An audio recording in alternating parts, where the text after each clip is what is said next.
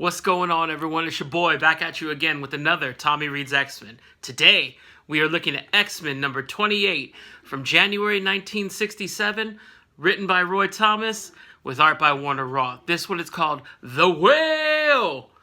That's not really a whale, that was more of a yell, but you get it. The Whale of the Banshee. And in this issue, we meet, surprise, surprise, the Banshee. And also the Ogre, but the Banshee's more important. And we kick it right off with him. We kick off the issue with a robbery. Banshee doing some dirt, y'all. And in this one, the Banshee decides to rob a painting. So he uses his Banshee whale, gets in there, grabs a painting, and then takes off. The people get knocked out from the scream. And when they wake up in the little box, they let us know no more than 60 seconds later, after the Banshee left, did the police show up. Now, I don't know about you, where you live. But for me, one time, we thought someone had tried to get into our garage from the backyard. And I called the police. And it took them an hour, not 60 seconds, 60 minutes to get here. And what did they do? They made me go check. They were like, yeah, go ahead. And then basically called me out for not doing it myself. Anyway, protect and serve, whatever. So the Banshee's in New York. He steals a painting. How do we know this? Because the X-Men are at the X-Mansion monitoring it. Now, while they're monitoring, Charles Papa Chuck is putting the Mimic through a bunch of tests.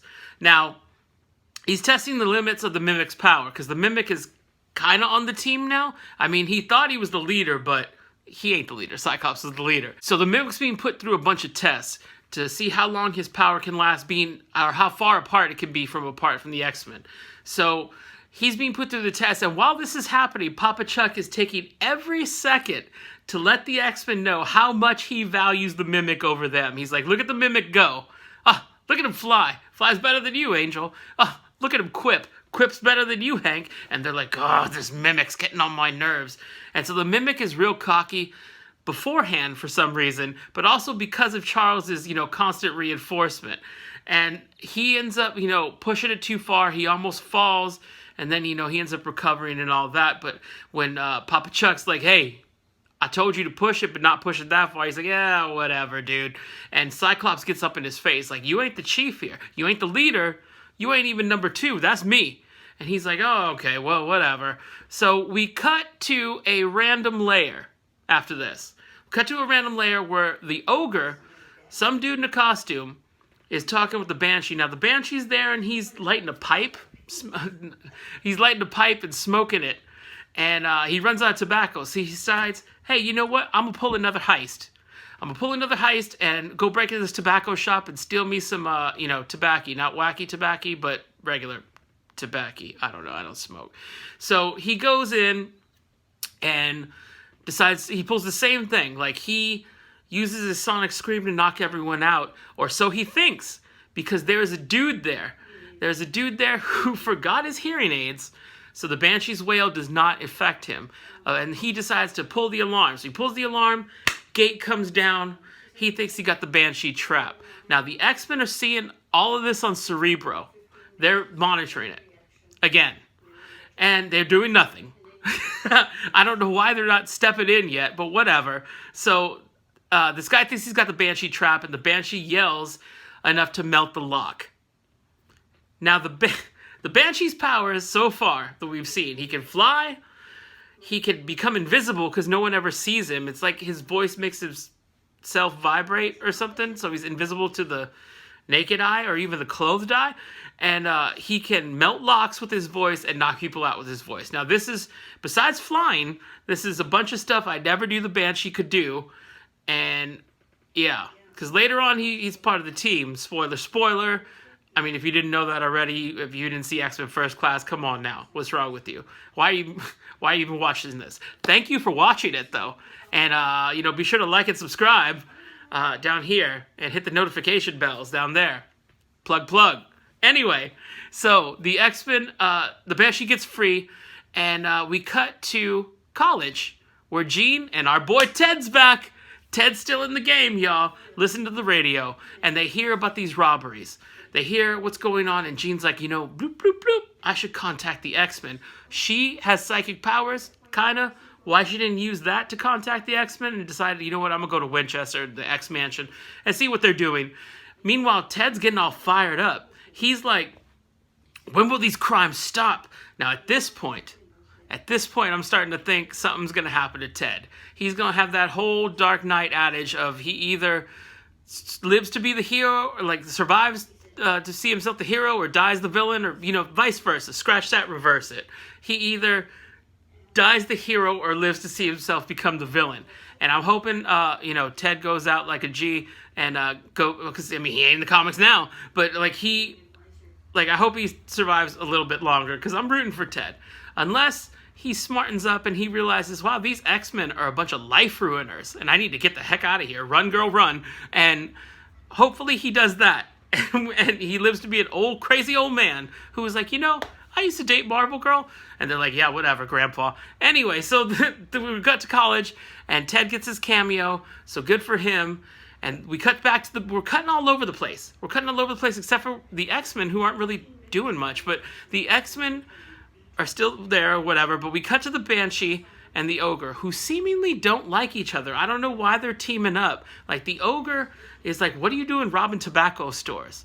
Like, what are you doing? You're going to blow our cover, and you know our plan is to kidnap Professor X. So their plan is to basically kidnap Professor X. Why? We don't know.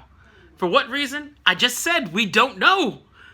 So what they don't like each other. Their plan is to kidnap Professor X, and the X-Men are seemingly, the issue is half done at this point. The X-Men are seemingly watching this all happen on the screen the whole time. They're like, first it was the shenanigans with the Mimic, and then they were like, oh, he robbed a bank, or he got a painting. Oh, he robbed a tobacco store. Oh. And then they could have put an ad like, oh, I hope he got some smooth Marlboros. But then they didn't, or Cools. And he was like, but they're like, oh, they can't get along. How they're seeing that in the lair, I don't know. But Papa Chuck is so nonchalant with it, he's like, don't worry, they're going to bring the fight to us. Now, they probably discovered where the mansion is, or something like that. Like, he gets a casual throw aside. And they should be like, wait, what? I thought you don't want people to know where the mansion is. And yet here you are casually mentioning that they know where the mansion is. But sure enough, as soon as they finish that sentence, it's as if it was on a time delay, like he was watching, like he had taped it earlier and he's watching it with the X-Men later on. This is before TiVo, but Cerebro could probably do the same thing, you know what I'm saying? So the Banshee shows up and they start a tussling. And it does not go well for the X-Men like it normally does in round one of every fight for them. The X-Men are stunned, and the Ogre decides to show up too, and they kidnap Charles, or they try to. Now, the Ogre's power, so far we have seen, he just takes off with Papa Chuck tied up. They brought rope, I guess, and he takes off with Papa Chuck, and he's got rocket boots. That's pretty much all he's got, or all we see he has. So he's not a mutant, maybe? Maybe he's just a dude in a fancy suit, like Tony Stark, but like a Ratchet. Do kids say Ratchet still? I don't know, a hood Tony Stark, if you will. The X-Men start to come out of it because Jean shows up. Jean versus the Ogre, and she buys them time. And then the X-Men plus the Mimic, so I guess there's like 6 people on the team right now, are all fighting the Ogre because the Banshee was kind of distracted, or he was like, you know, stunned for a second. Now, do they knock out the Ogre and save the day? No. Do they stop the Banshee right now? Nope. What they do is nothing, and Papa Chuck ends up tripping the Ogre to get free. Like, he dropped him to go fight. He's like, ugh. And then he's like, you know, razzing the X-Men, and then he backs up, and literally Charles just kind of lets him fall right over him. Now, mind you, we spent a bunch of issues emphasizing how Papa Chuck can walk now. But when he needs to walk, or literally put a foot out and trip the guy, or, you know, drop kick him, or whatever, they don't do it. They don't do it, and he just kind of flops there until, like a Magikarp, until he trips him. And the Ogre and the Banshee still get away. They still get away, and Papa Chuck's like, you know what your problem is. Now, didn't let them celebrate the temporary W, the smaller case W, but he's like, you know what your problem is the Banshee handled you guys too easily. Now, I mind probed the Ogre while he was holding me. Now, why he didn't mind wipe him, like he's casual to mind wipe people left and right, but when it comes to this battle, well, he's like, oh, you know what? I think they can go round 2 with this dude. He doesn't do it. He decides to mind probe this guy, and because he was wondering, how come this yell ain't affecting the ogre the way it is the Banshee? Now, how he knew their names, I mean, we knew their names as the reader because the little Stan's box told us, but how he knew their names, other than spying on them, they kept saying to themselves, I'm the ogre, I'm the Banshee. I don't know. So he decides to build this, like, chocolate chip cookie looking thing to block their ears. Almost like earmuffs, but he's like, like this. They're like, hey, Jean, can you hear me? And she's like,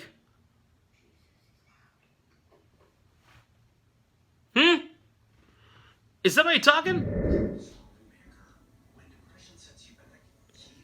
Uh-huh. See, was I lying? Nope. So no sooner does that happen than the Banshee comes back for round 2. Because he wants seconds. And the X-Men are ready for him. His scream doesn't work. So this time they easily defeat him. And what do? Do they turn him over to the authorities?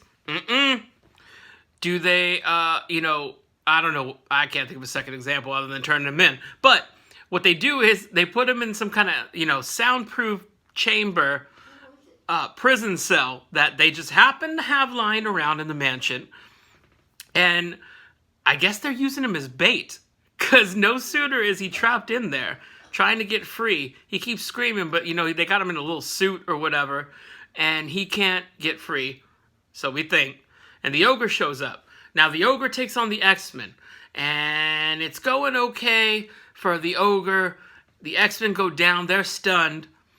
And instead of just finishing off the X-Men like a smart person would do, like a smart supervillain, like Magneto, in theory, would not take his time. Like, he'd get the job done, and then in their last seconds of life, he'd start talking. But what the ogre decided to do was start tough-talking the Banshee.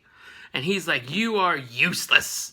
You are useless, sir. You're a pathetic excuse for a partner, and blah. And then that cost him the W, because the X-Men were able to recover. Literally, they're standing there watching him talk, and then they knock him out. And in the melee, the Banshee finally screams himself free. And what does he do? He takes off this weird headband that he's been... You know what? He takes off this weird headband thing that he has, and he's like, oh yeah, y'all didn't know, but the ogre has been controlling me this whole time. I don't buy that. And if I'm Papa Chuck, as suspicious as he is, I wouldn't buy it either. So the ogre, okay, he might have made you steal the painting to get some money, but he was not smoking. Ogre seemed like a non-smoker, you know what I'm saying? And he was not smoking, and he didn't force you to break into that tobacco shop to steal that, tobacco. And he came out with, literally, pouches of it. So he must have got, I don't know, the 1966 price, 37 cents worth of tobacco. And, but yeah. And then all of a sudden you're like, nah, that was mind control. Come on, bruh. I ain't buying it. But then he also mentions that the ogre was working for a thing called Factor 3. And that's your cliffhanger, because we end on that, and they literally say, let's find out more about Factor 3 in the next issue. End of issue. Let me hit you with some final thoughts. All right. So the X-Men didn't do much in this issue. At first. First half of the issue, they were literally on a TV screen watching it. I was reading, watching them watch TV. That's how weird it was. But the action was good. We had a cameo by our boy Ted. Go Ted. We're rooting for you, pal. I've never been a big fan of the Banshee. To me, he's always been like a C-level team member. Spoilers, he joins the team eventually. I mentioned that earlier if you hadn't been paying attention. Or if you just skip to the end to see the final thoughts, Maybe some people do that. Anyway, the action was pretty good once it got going. Second half of the book was much better than the first. And, so the action was pretty good. Not a big fan of the Banshee, though. The X-Men didn't have much to do. Although Ted was in it. So I'm going to give this one about a 6 out of 10. It was a pretty decent issue. I liked it. And it kept me interested in what is Factor 3. The ogre just seemed like some dude with rocket boots. And, you know, I know the Banshee plays a role later on in the team. So we're going to see his evolution from, you know, playing like the headband was doing the thinking for him. Where's the tobacco now, man? What, you selling it on the side? Anyway, 6 out of 10. Pretty decent issue. This has been another issue of Tommy Reads X-Men. Again, if you like what you're seeing, like and subscribe down here. Hit that notification bell somewhere in the corners. Got a lot of great stuff coming up on the channels. If you're a fan of movie reviews, food reviews, comic reviews, this is the channel for you. If this is your first time watching, welcome. If this is your 28th time watching, we'll see you next week as well. Stick with us. Later.